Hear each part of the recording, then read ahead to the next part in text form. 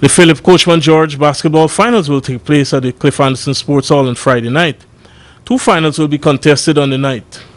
The first will be a third division matchup between Bounty Colts and Paysetters, while the feature game will have Ravens taking on Republic Bank Nets. Vijay Pandey is one of the organizers, and he said that they were glad to be finally able to play the final.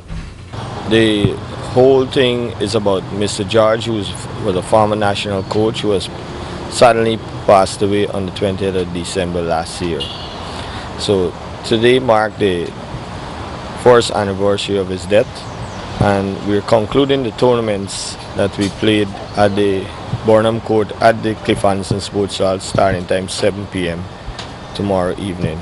Yeah, the third division tournament, the winning team will have $35,000, which is donated by Giftland Office Max, and the second place team will receive $15,000. The first division prizes are first place $100,000 and the second place $50,000. All these prizes goes along with trophies.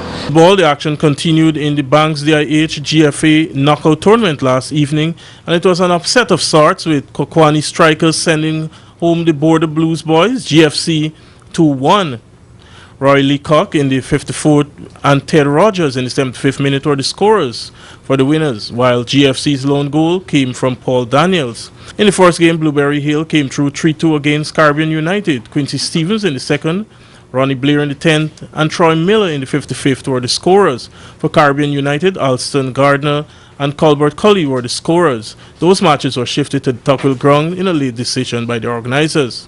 And in the Kashif and Shanghai tournament over the BV ground, BV Triumph scored a 3-1 victory over the Mary Panthers, while Boxing United defeated Winners Connection also by a 3-1 scoreline.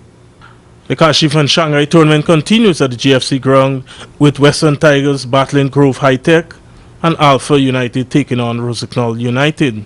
Those matches will take place on Friday. For Capital News, Raul Collins.